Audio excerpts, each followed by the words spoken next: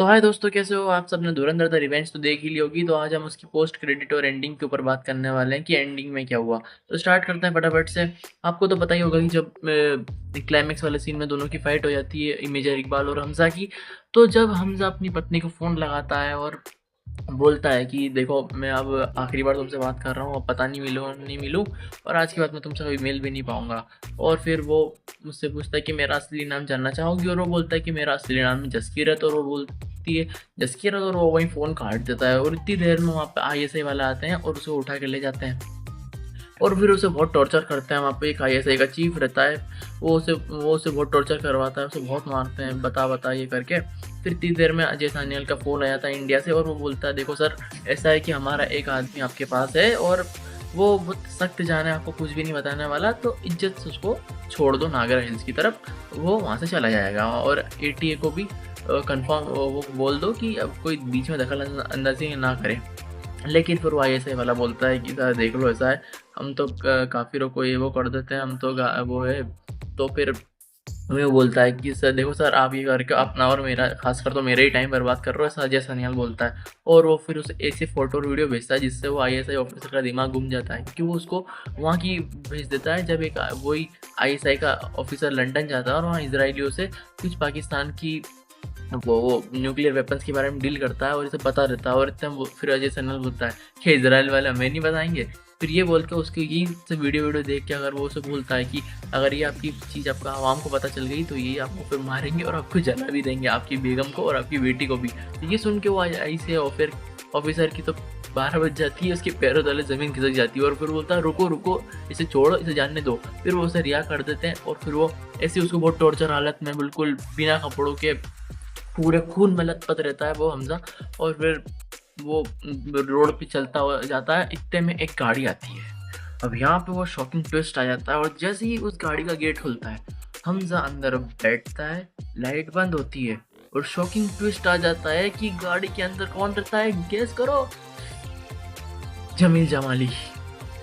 और ये शौक देख के पूरा थिएटर जो चिल्लाया था, जो ताली बजाई थी ना उस सीन पे, मैं बता नहीं सकता। और फिर वहाँ पे वो पूछता है कि सर आप क्या क्या कर रहे हो? फिर बोलता है तुम तो अभी से हो, मैं तो पिछले 45 साल से यहाँ पर हूँ। और ये सीन देख के ये बहुत ही शॉकिंग ट्विस्ट था मूवी का, वो देख के एकदम दिमाग हिल गया था।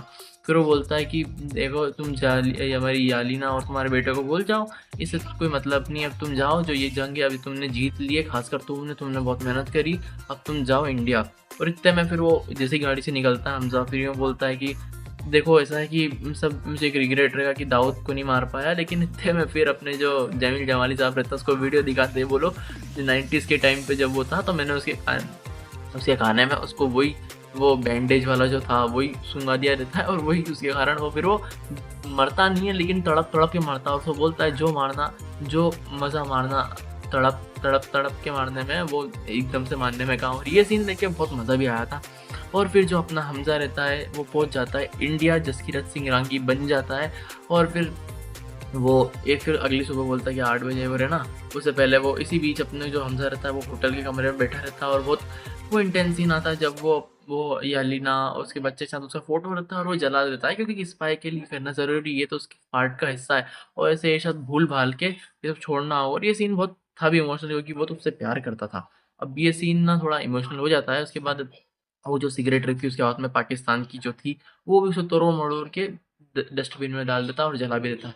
फिर अगली सुबह जब वो बंसल रहते हैं, वो बताते हैं कि देखो ऐसा वैसा है, हमजा तो चले चुका चुका है। अब पठानकोट में वो ट्रेन से आता हुआ उतरता है। और ये सीन ना बहुत ही सीक्वेंस बहुत ही कमाल का था। जब वो पठानकोट उतरता है, ऑटो में बैठता है और अपनी घर की चौखट तक जाता है, तो ये सीन जब अरिजीत सिंह का गाना आता है, बहुत ही इमोशनल सीन था, ये मैं बता नहीं सकता। आपने देख लिया हो तो आपको भी पता होगा कि उस सीन में कितना दर्द है छुपा हुआ है अपने जसकीरत के पीछे। और जब वो उसकी माँ को देखता है, उसकी बहन को देखता है, तो वो जैसे जाता रहता है, लेकिन उसको कोई पहचानता नहीं, क्योंकि उसकी माँ के लिए तो वो जेल जा चुका है, मर चुका है, अब उसके लिए उसे थोड़ा ना पता है। और एकदम से उनकी लाइफ बहुत चेंज हो चुकी है, जैसे पहले थी उनकी लाइफ अभी वैसी नहीं है।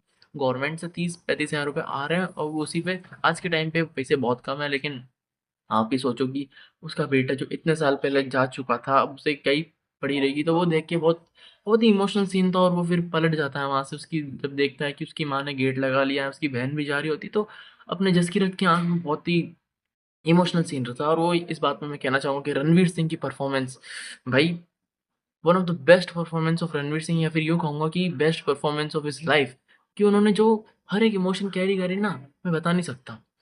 एक्शन सीक्वेंस हो, इमोशनल हो, सीरियस हो, तीनों में ही रणवीर सिंह ने जो करा है ना। और ऊपर से एक बात बताना चाहूँगा कि अपने अर्जुन रामपाल ने बहुत बढ़िया एक्टिंग करी है।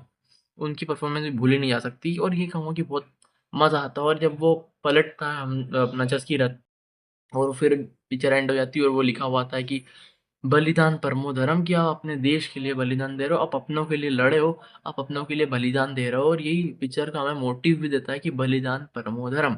अब एक बात ये कि जब फिर उसकी ट्रेनिंग दिखाई जाती है, फिर से 2002 में हमको रिवाइंड करा देता है, वो आखिरी आता है धुरंधर लास्ट चैप्टर, फिर वो उसकी पूरी ट्रेनिंग दिखाई जाती है कि कैसे वो आया हुआ रहता है। फिर उसके साथ में जो रिज़वान रहता है, उसने बहुत बढ़िया काम करा रहता है स्पाई के रूप में, वो भी एकदम पता नहीं चलने देता। उसके साथ में रह के उन दोनों की प्रैक्टिस चलती है सब लोगों की, कैसे आपको बलिदान सिखाया जाता है, अलग-अलग आपको सब पढ़ाया जाता है वहाँ की। आप जाओगे पाकिस्तान में तो आपको ये सब करना पड़ेगा, आपको आपका बलिदान देना पड़ेगा। और फिर आखिरी में जब जैसे कि उसकी ट्रेनिंग होती है और वो उसको बताता है कि आपको रिवेंज लेना है, आपको पूरा सा वो सीक्वेंस बहुत ही प्यारा था। एंडिंग में बता नहीं सकता, मैं खुद एक्सपीरियंस कर रहा था थिएटर के अंदर, बहुत ही इमोशनल था वो। और एंडिंग में फिर वो पोस्ट क्रेडिट सीन आता है कि जब वो जो आईएएस एक ऑफिसर रहता है, वो उस पुलिस वाले को वो जो रहता है एसपी असलम के साथ वाला, और यही सब इनका दोनों का सीक्वेंस चलता है।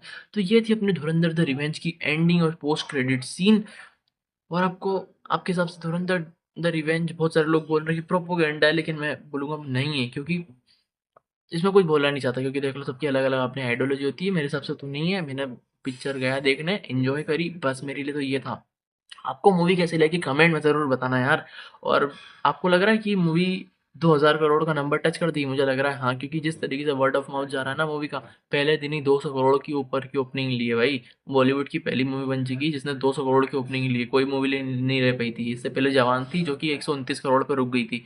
लेकिन ये मूवी बहुत रिकॉर्ड तोड़ेगी। मिलते हैं नेक्स्ट वीडियो में यार। बताओ वीडियो कैसी लगी, लाइक करो, सब्सक्राइब करो और फॉलो भी कर लो। इंस्टाग्राम पे लिंक दे रखी है मैंने डिस्क्रिप्शन में। मिलते हैं, बाय बाय।